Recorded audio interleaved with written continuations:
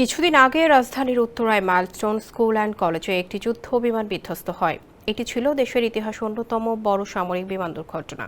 এই দুর্ঘটনার পরিপ্রেক্ষিতে সোমবার দুপুরে ঢাকার তেজগাঁওয়ে বাংলাদেশ এয়ারস্পেস বিশ্ববিদ্যালয়ে একটি সংবাদ সম্মেলন অনুষ্ঠিত হয়।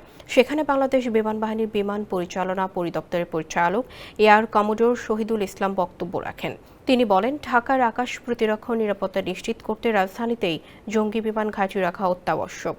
সাংবাদিকদের প্রশ্নের জবাবে তিনি জানান, যুদ্ধবিমান পরিচালনায় বিশাল জায়গা প্রয়োজন হয় এবং রাজধানীর আকাশ প্রতিরক্ষা নিশ্চিত করতে এই ঘাঁটি অত্যন্ত গুরুত্বপূর্ণ।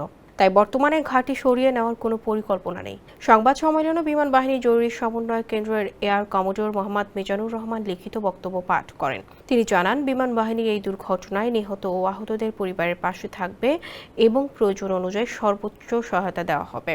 পাইলট এবং এয়ার ট্রাফিক কন্ট্রোলের মধ্যে যোগাযোগের বিষয়ে জানতে চাইলে মিজানুর রহমান জানান, এ বিষয়ে একটি উচ্চ পর্যায়ের তদন্ত কমিটি গঠন করা হয়েছে।